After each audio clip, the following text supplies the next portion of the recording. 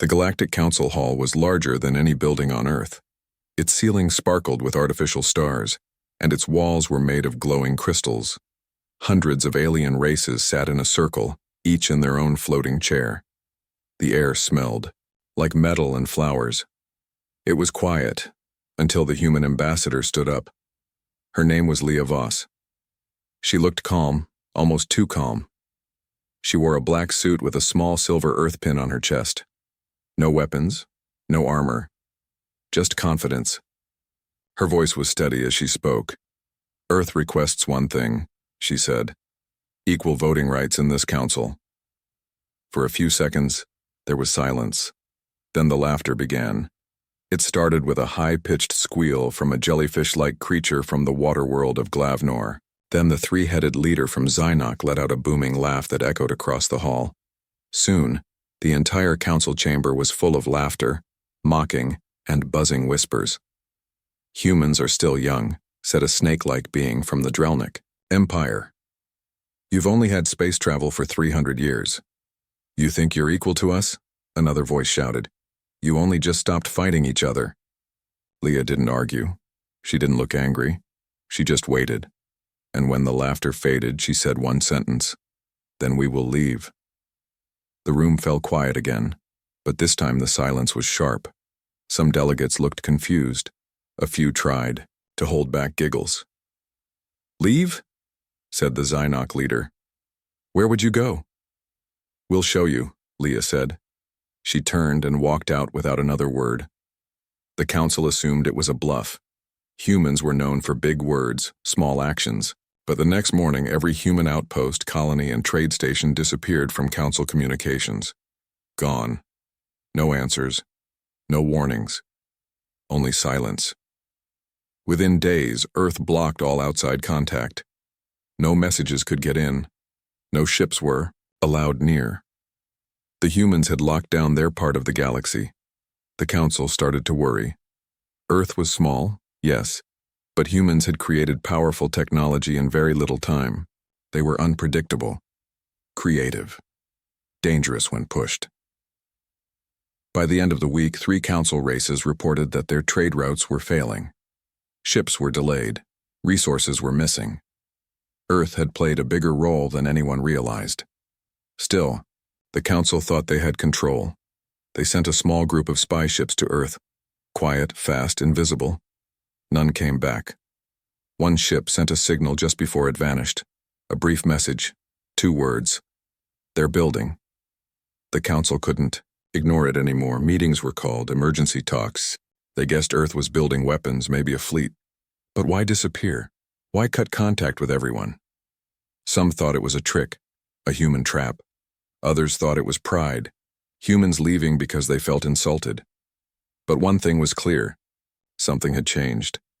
Leah Voss returned 2 weeks later, not in person but through a hologram that appeared in the council hall without warning. The image shimmered above the floor, larger than life. She didn't smile. She didn't bow. We gave you a chance, she said. You laughed. The image faded before anyone could speak. Now fear began to spread. One of the minor council races, the Varnik, secretly contacted Earth asking for a trade deal.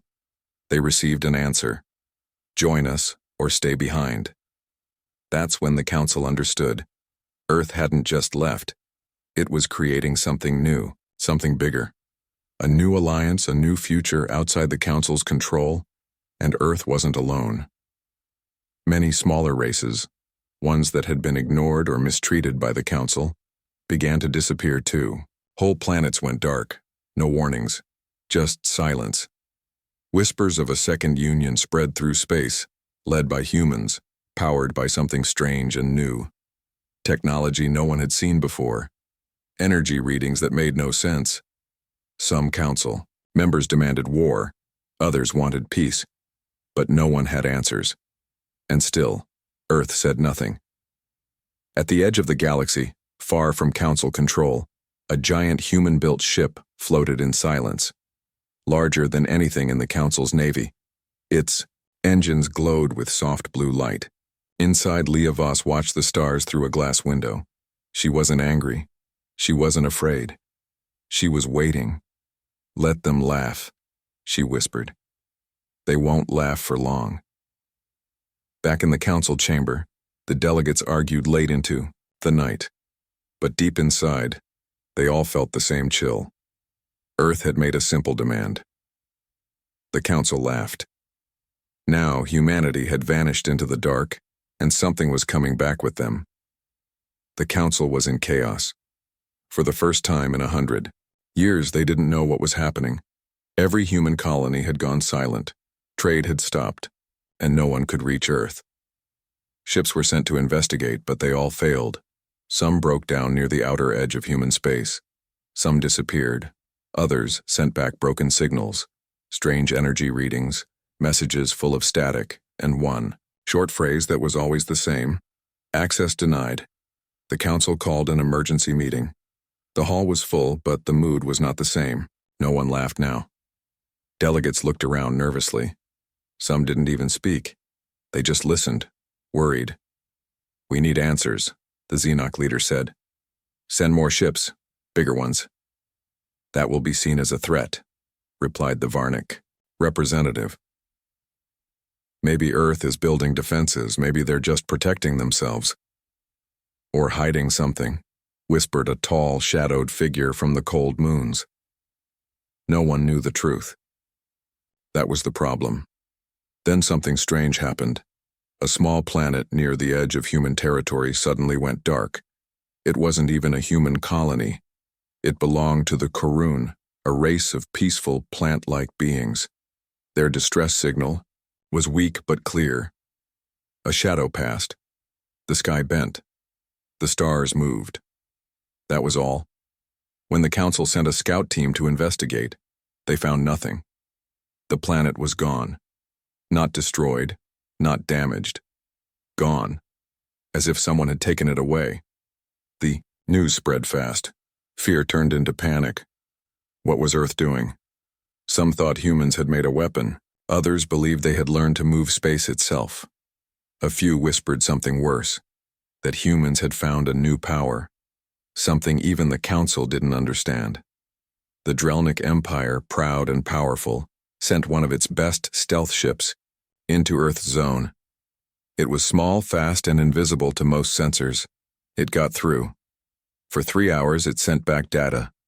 Strange lights, massive stations being built in deep space, ships larger than cities, energy levels far beyond normal. And then, silence. The last image sent by the stealth ship was strange. It showed a huge sphere, glowing with blue and white lines, floating in space. A human stood on top, waving. One word was sent with the image: watching. Now the Council was truly afraid. We must prepare for war, said the Xenoc leader. No, said the Varnic. You want to fight a shadow?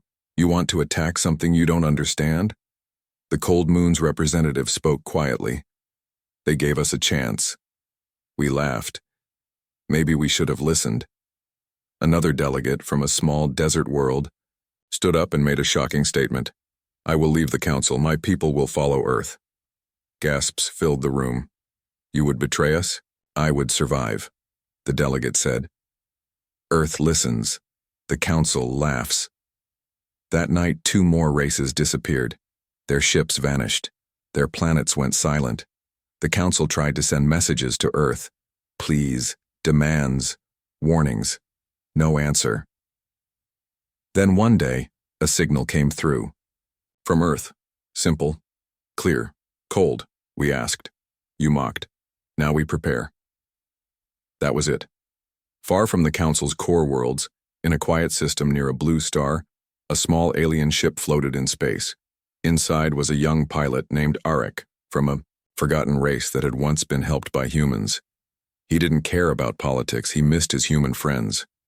He wanted to see them again. He followed the silence, past dead signals, past lost stars, closer and closer to Earth space. He expected walls, maybe guns, but what he saw took his breath away. A new world was forming. Floating platforms, energy spheres, ships moving like thoughts, faster than light, artificial moons, glowing with strange light, and humans everywhere, calm, working, focused. They were not hiding. They were building, and they were not alone. Dozens of alien races worked beside them.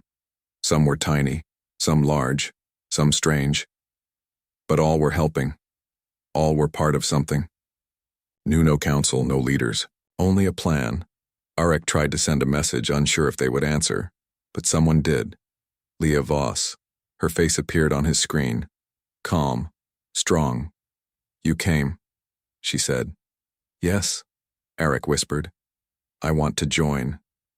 "You're welcome," she said. As her face disappeared, he saw the message written on the side of the largest ship, New Dawn Project. Back in council space, more planets failed. Trade routes shut down. Fights broke out. The council was breaking from the inside, and Earth said nothing. But far away, in a place beyond fear and control, something new was growing. Humanity had vanished from the galaxy, but they hadn't gone far. They were just getting started. The galaxy was changing. One by one, planets were going silent, but not because of war, not because of death. They were simply leaving. The people, the ships, the energy, all gone without a sound. The council tried to control the story. They told their citizens not to panic. They said Earth had cut itself off in fear. But more and more, that lie was breaking. Too many systems had vanished. Too many ships had disappeared. Something much bigger was happening, and everyone knew it now. Earth wasn't hiding. Earth was building. Some races in the council still hoped to reason with humanity. Others wanted to attack. But there were whispers now, whispers of strange things. A cargo ship lost near the edge of council space had drifted into an unknown zone. Its crew returned days later, shaken. They spoke of a space that didn't obey normal rules. Gravity moving sideways, time skipping. Giant machines that looked like floating cities, and a human ship that appeared out of nowhere. The human captain said one thing before vanishing: "This is no longer your galaxy." In secret, the council sent a science vessel into the zone. It never returned, but the last message it sent was chilling. "They've learned to bend space." Inside council chambers, panic grew. "What does that mean?" shouted a lizard-like delegate. "They're controlling space-time?" asked another. "They're rewriting physics," said a third, pale and shaking. The Cold Moon's ambassador, quiet as always, whispered what everyone was thinking. Maybe they've found something beyond science. Meanwhile, more and more planets were choosing to follow Earth. Entire species packed their ships and left. Some asked permission, some just disappeared. The council tried to stop them. Patrols were sent. Borders were closed, but then something terrifying happened. A council warship fired on a refugee convoy trying to leave. The warship disappeared. No explosion, no fire, just gone. The next day, a message appeared on every council screen, in every language, even on systems that were supposed to be closed. "We are not here to fight. We are here to rise. Let those who wish to leave, leave in peace." Signed, Leah Voss, Voice of Earth. Now, even the strongest council races grew quiet. Something massive was forming. A power not based on fear but choice. Not a fleet, but a future. They called it many names. The New Union, the Silent Rebellion, the Breakaway Worlds. But among humans and their allies, it had one name: the Ark Project. It was not just one ship. It was thousands. Ships that could fly through folded space. Ships powered by gravity wells and living AI minds. Ships that could build planets and move stars. Their goal: to leave this galaxy, to build a better one. One without a council, without lies, without fear. One where freedom wasn't granted by votes, but by vision. And Earth had the vision.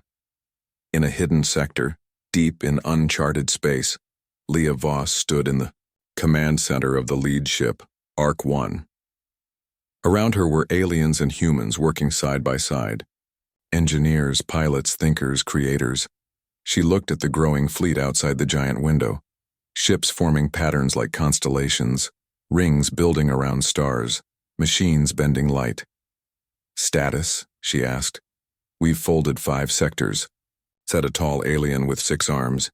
"The next corridor will be stable in 2 days." Leah nodded. "And the refugees?" 3 million more arrived this week. Some are scared. All are ready." Leah looked at a map, one that wasn't made of stars, but of energy lines and memory. The future wasn't a place. It was a direction. "Begin the signal," she said. Back in council space, hundreds of races received a new message. Simple, calm, final. "This galaxy is broken. We offer a new one. Come or stay. The choice is yours." Signed again, by Leah Voss. But not everyone believed. Some thought it was a trick, a trap. Some still wanted to fight. One council commander, angry and proud, launched an attack fleet into human space. It never made it.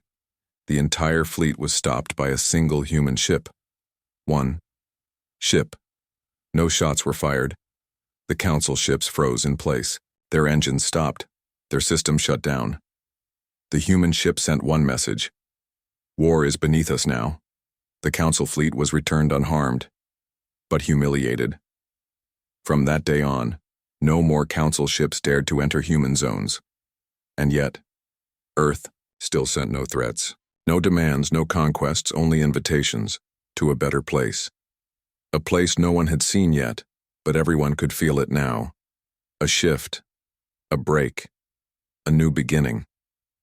And at the center of it all was Earth, the planet they once laughed at, now leading something too big to stop, too strange to understand, and too powerful to ignore. In the cold edge of council space, something strange appeared. It was not a ship, not a station. It was a floating ring, miles wide, glowing faintly with blue light. No one had ever seen it before.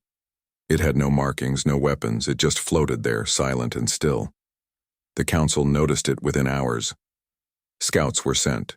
They circled the ring, scanned it, touched it. It didn't react. Then, a scout ship tried to pass through it and vanished. No explosion. Just gone. The council called it the portal, but Earth never confirmed that name. Soon after, more of these rings began to appear across different sectors, some near council planets, some far. Always the same size, always quiet, always watching. And then came the message. "This is a path, not a threat. Step through with peace or stay where you are." Signed, as always, Leah Voss, Voice of Earth. The council called an emergency war meeting. Enough was enough. "This is too far," said the Xynoc leader. "They place their machines near our worlds. They think they can control space," hissed the Drelnik commander. "We must strike now." Within hours, a council strike fleet was formed. 40 warships, heavy weapons, advanced shielding. Their mission: destroy the closest ring. The fleet arrived near Sector 9, where the first portal had appeared. The commanders felt proud, strong. They opened fire. Nothing happened. Lasers, plasma bombs, ion waves, all passed through the ring like it wasn't there. Then something terrifying occurred. The entire council fleet stopped moving. Not because of damage. Their ships had no control. Engines died, weapons failed, shields collapsed, all at once. A moment later, a human ship appeared. It was beautiful, smooth, silver, glowing with soft golden light. No weapons were visible. It floated, calmly in front of the frozen council fleet. Then a message played across all the council ships. "We asked for peace. You sent war." And then something impossible happened. The stars around the fleet moved. They didn't blink or flicker. They moved. The fleet realized they were no longer in Sector 9. They were near a dying star, far beyond council maps. The human ship floated, in front of them again. A voice spoke, calm, cold, human. "We can move stars. We can bend space. But we choose not to rule. We choose to leave." Then in a blink, the Council fleet was returned to its starting point. No harm, no damage, just fear. The human ship was gone. But the message was clear. War was not possible. Not anymore. Back at the Council, panic turned to silence. The military leaders said nothing. Even the loudest voices, those who laughed at Earth months ago, now sat still. The Cold Moon's ambassador finally spoke. "Do you see now? They could have crushed us. They didn't. That was a gift." Across the galaxy, word spread, fast. The footage from the fleet leaked. Billions watched it. Children, elders, leaders. And for the first time in history, the Council looked small. Meanwhile, more refugee ships traveled through the portals. They came from poor planets, from forgotten systems, from places the Council never cared about, and every single one was welcomed. No questions, no borders, no fear. Inside the new Union, things were different. Humans were not masters. They were builders. Every race had a voice. Technology was shared, not sold. Needs were met before rules, and everything was growing, fast. Some said Earth had discovered a new energy. Some said they had found help from another universe. Some believed Earth had awakened something sleeping. But one thing was certain. They were not the same species anymore. Back on the flagship Ark 1, Leah Voss stood in front of the largest window. She watched as new worlds formed in orbit around artificial stars. They were building a new home, not just for humans, but for everyone who believed in change. Her assistant, a bird-like being named Talon, stepped forward. "They fired on us," he said. "And still you spared them." Leah nodded. "Because fear doesn't build futures." Talon tilted his head. "Do you think they understand now?" "They will," Leah said quietly. "But it doesn't matter anymore. We're not going back." At that moment, a giant structure moved across the stars, a ring larger than any built before. This one wasn't a gate. It was something new, a bridge, a one-way path, out of the galaxy, the Exodus Bridge, and it was nearly complete. Back in Council space, one final message arrived. "This galaxy is yours now. We wish you peace. We have chosen something else." Then, silence, and the portals began to close. One by one, they shut down. The chance was ending. The path forward was disappearing, and humanity was almost gone. The stars looked the same, but the galaxy had changed. Across the old spaceways, the great portals, Earth's silent gates, were beginning to fade. One by one, their lights dimmed. They weren't shutting in anger. They were simply done. The Council didn't understand it. They had expected more threats, more battles. But there was only silence. Silence and a feeling deep inside every leader. They were being left behind. On the outer edges of known space, Earth's allies gathered. Not in secret, but far away, beyond the reach of fear. Massive ships floated like mountains in the dark. They weren't built for war. They were made for travel, comfort, and life. These were the Exodus Arks. Each Ark held 1,000,000 beings, human and alien, side by side. The first ship was ready. It was called Hope Carrier 1. On board, families stood by wide windows watching the stars pass. They were not afraid.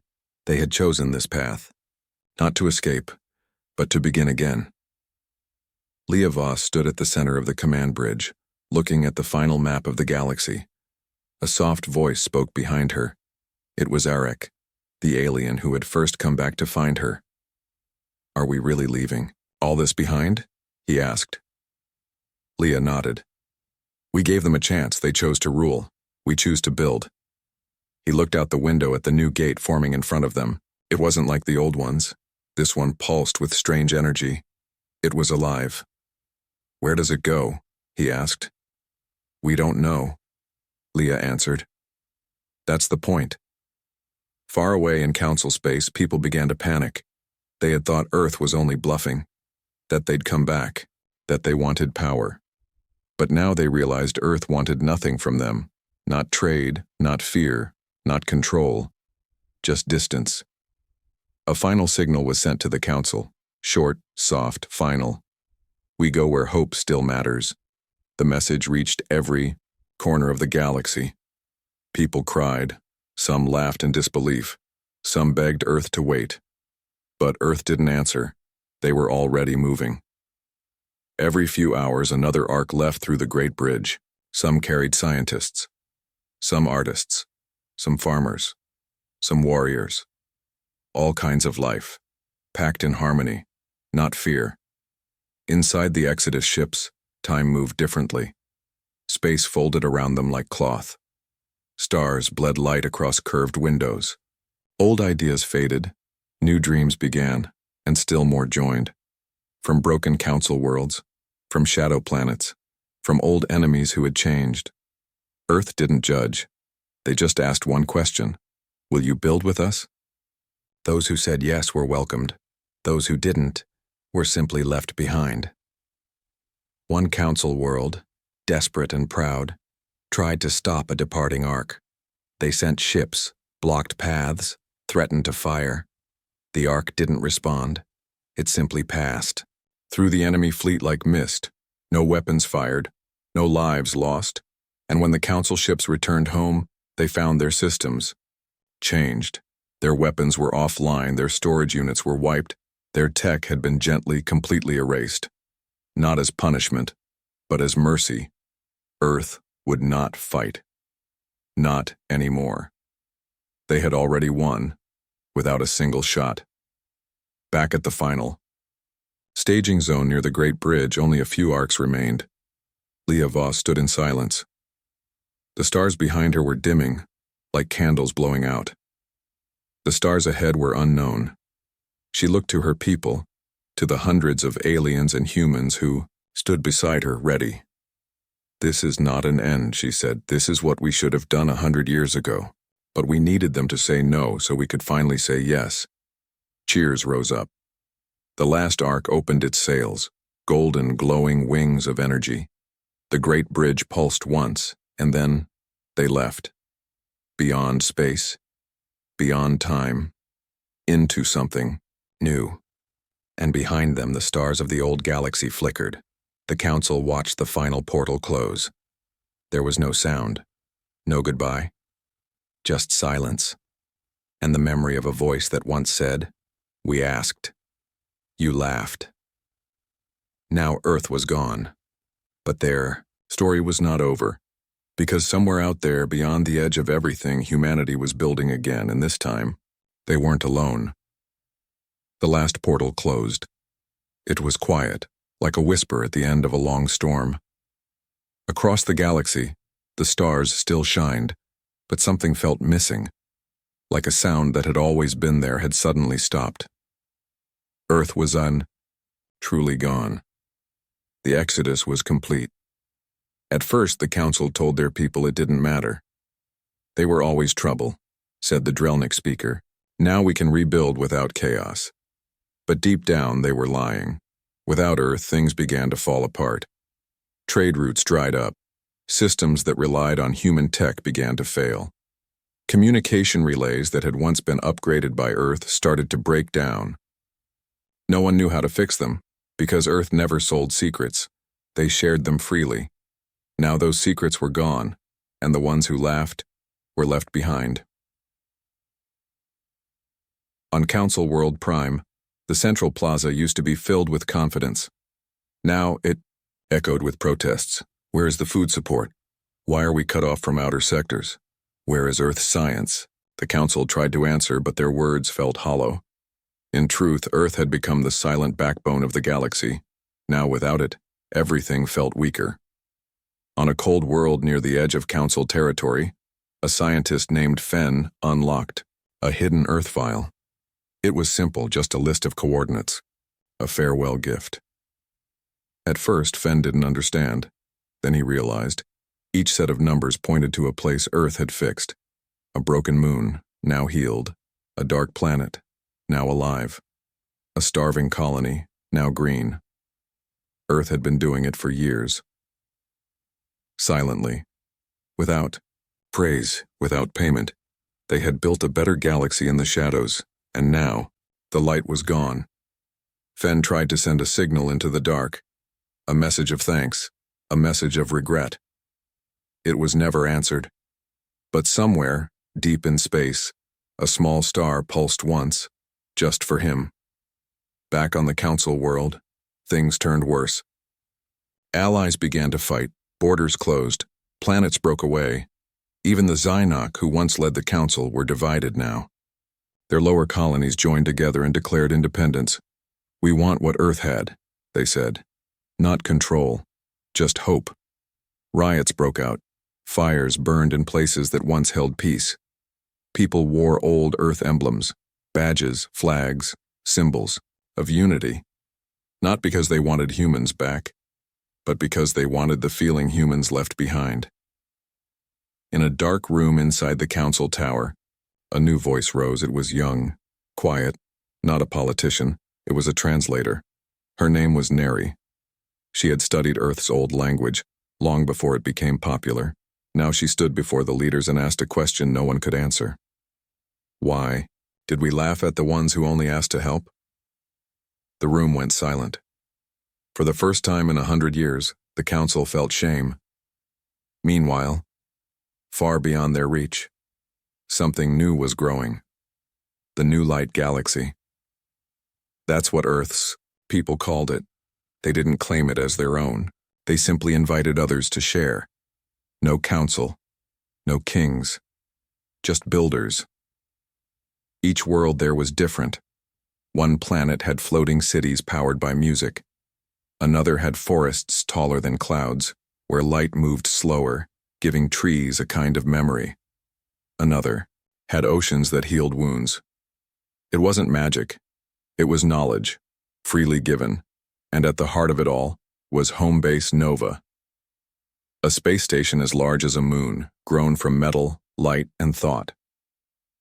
Inside, Leah Voss stood with her people, human and alien, and watched stars being born. "Do you think they miss us?" Talon asked quietly beside her. Leah didn't answer for a long time. Then she said, "Some do, some never will. But it's not about them anymore." She turned toward a child, a Drelnik girl, born on one of the arcs. She smiled up at Leah and waved. "She's never seen war," Talon said. "She thinks humans are just builders." "That's all we ever wanted to be," Leah replied. Behind them, a new gate was opening, not to leave, but to welcome. Another race had found the path. Another spark of hope had arrived. And so, Earth, quiet, strong and changed, opened its arms again, not to fight, not to rule, but to grow. Back in the old galaxy, as systems fell and leaders broke, people started to whisper a new question. What if we had just said yes? Years passed. The old galaxy changed. The Council was gone, broken not by war but by silence. Their world split apart, slowly, like ice cracking in spring. Some systems rebuilt. Others fell into shadow. But across that silence, there was one sound that returned again and again. Stories, whispers of what Earth had done, tales of glowing bridges, of cities made of light, of humans who bent stars, not for power, but for peace. Children in faraway colonies grew up hearing about Earth as something almost mythical. But it wasn't a myth. It was memory. One young girl, born on a shattered mining moon, found an old Earth beacon. When she touched it, a soft voice played. It said, "Don't be afraid of building what others can't imagine." That's how we began. Signed, Leah Voss. The girl smiled, and her world began to hope again. Meanwhile, far beyond the edge of known space, Earth was blooming, not the old Earth, the one they had left, but a new one, grown on a world called Eden 3, where gravity was soft and light came in colors no one had seen before. It wasn't ruled. It wasn't guarded. It was shared. Every race that came through the Exodus Bridge helped shape it. The forests spoke in pulses. The oceans sang, Children ran across open fields with wings and claws and smiles. It was not perfect, but it was beautiful. In the center of Eden 3 stood a small stone monument. It had no weapons, no gold, just a message carved in simple words. We asked for respect. You gave us laughter, so we built a future without you. We don't hate you, we just moved on. Many who read it cried, some in shame, some in wonder, some in hope. Because the truth was clear now. Humanity had not left out of weakness. They had left because they were ready for more. They didn't want to fight for a seat at the table. They wanted to build a new table and invite everyone who believed in better. And that belief, it spread. Back in the old galaxy, a small group of young leaders formed something new. They didn't call it a council. They called it the Circle. No one ruled, no one owned. They only helped. And above their meeting hall, they placed a single, glowing ring, not as a weapon, but as a reminder. One day a message came through the stars, short and clear, from the New Light Galaxy, from Earth. You're not too late. If you're ready, build with us. That was all. But it was enough. Ships began to launch again, not in war, but in wonder. And the bridge opened once more, not for escape, not for power, but for return. And so, the girl who touched the beacon grew into a woman, a builder, a dreamer. She stood aboard a starship full of all kinds of life, all looking forward. She looked out the window and saw it, a galaxy glowing with color, a home not claimed, but shared. As the ship passed through the final gate, she whispered to herself, they didn't leave us behind, they waited for us to grow. And the stars welcomed her home.